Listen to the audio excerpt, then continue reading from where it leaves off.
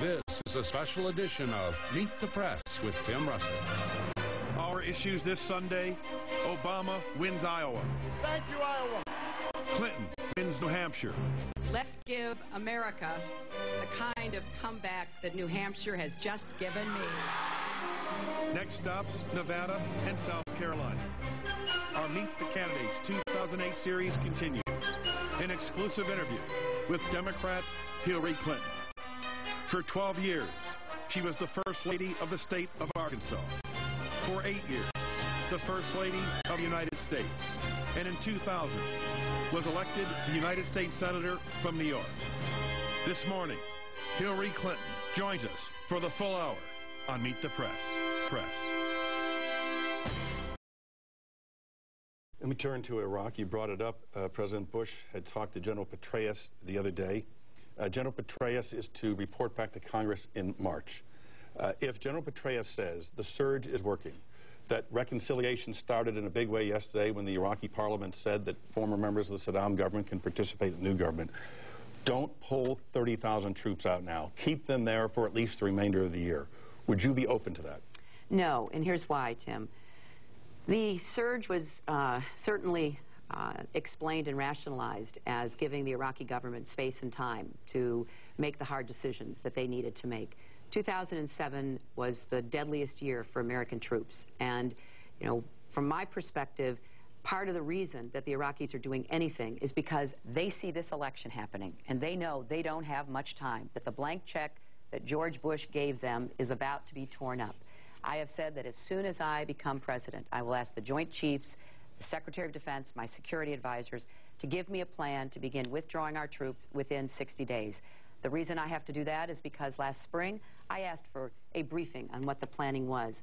Secretary of Defense and the Department of Defense basically said, we're not going to tell you. And I said, well, yes, you are. We had such a briefing. It was classified. I can't talk about it. But the bottom line is it was cursory.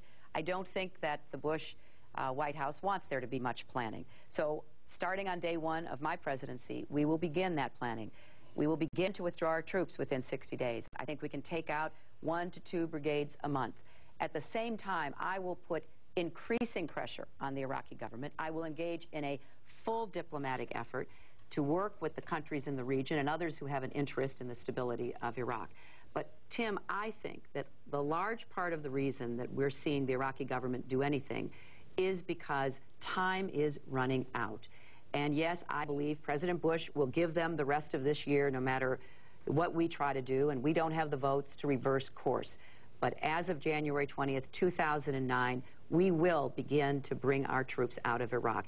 Therefore, I certainly believe it's in the interest of the Iraqi government and the people of Iraq that a lot of this reconciliation that I've been calling for going back 4 or 5 years start and actually get implemented now. If General Petraeus says, Senator, in September you called the surge the suspension of belief, it has worked, and you know it's working. Let me finish. You can see it on the ground. I'm saying to you, Senator, or President-elect Clinton, don't destroy Iraq. It's working. The surge is working. Keep troops there. Just a few more months to get this reconciliation complete. Tim, I'm going to go back to what the whole point of the surge was and the testimony that we heard last fall.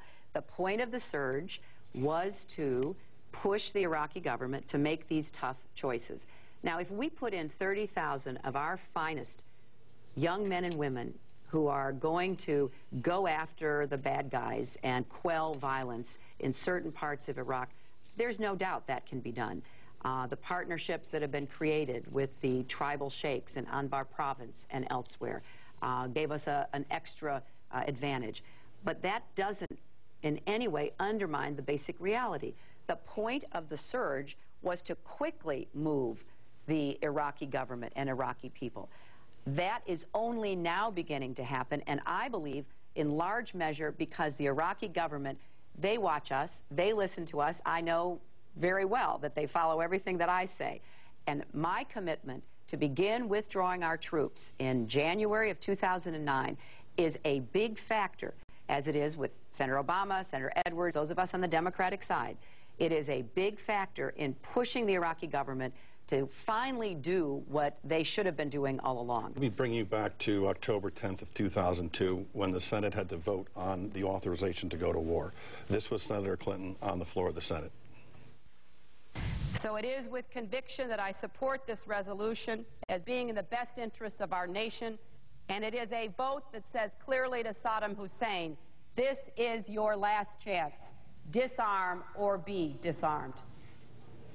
Casting your vote for conviction for the authorization for use of military force against Iraq resolution.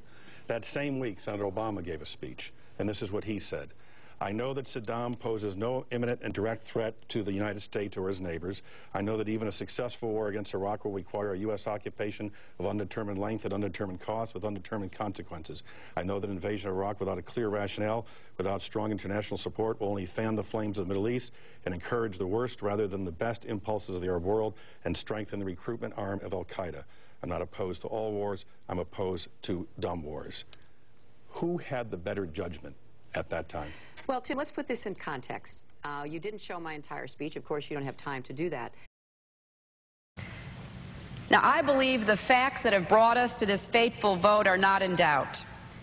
Saddam Hussein is a tyrant who has tortured and killed his own people, even his own family members, to maintain his iron grip on power.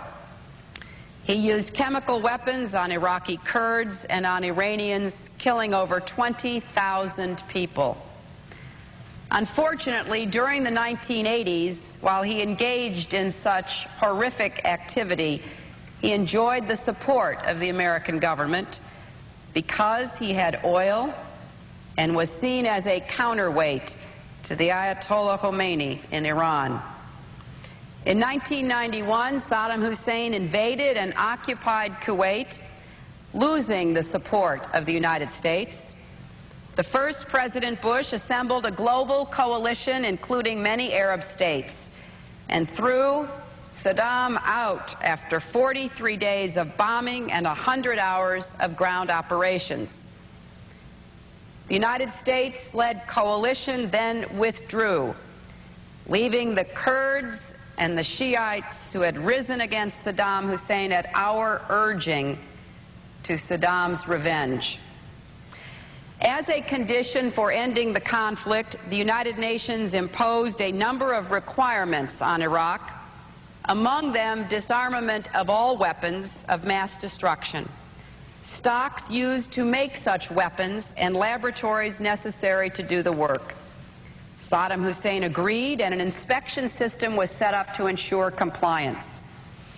And though he repeatedly lied, delayed, and obstructed the inspection's work, the inspectors found and destroyed far more weapons of mass destruction capability than were destroyed in the Gulf War, including thousands of chemical weapons, large volumes of chemical and biological stocks, a number of missiles and warheads, a major lab equipped to produce anthrax and other bioweapons, as well as substantial nuclear facilities. In the 4 years since the inspectors left, intelligence reports show that Saddam Hussein has worked to rebuild his chemical and biological weapons stock, his missile delivery capability, and his nuclear program. He has also given aid, comfort, and sanctuary to terrorists, including al-Qaeda members, though there is apparently no evidence of his involvement in the terrible events of September the 11th, 2001. It is clear, however, that if left unchecked, Saddam Hussein will continue to increase his capacity to wage biological and chemical warfare, and will keep trying to develop nuclear weapons. Should he succeed in that endeavor, he could alter the political and security landscape of the Middle East, which, as we know all too well, affects American security. Now, this much is undisputed. The open questions are, what should we do about it? How, when, and... In the case of Iraq, recent comments indicate that 1 or 2 Security Council members might never approve force against Saddam Hussein until he has actually used chemical, biological, or, God forbid, nuclear weapons. So, Mr. President, the question is, how do we do our best to both defuse the real threat that Saddam Hussein poses to his people, to the region, including Israel, to the United States, to the world, and at the same time work to maximize international support and strengthen the United Nations? While there is no perfect approach to this thorny dilemma, and while people of good faith and high intelligence can reach diametrically opposing conclusions, I believe the best course is to go to the UN for a strong resolution that scraps the 1998 restrictions on inspections and calls for complete, unlimited inspections with cooperation expected and demanded from Iraq. I know that the administration wants more, including an explicit authorization to use force, but we may not be able to secure that now, perhaps even later. We cannot be paralyzed by this possibility, but we would be foolish to ignore it.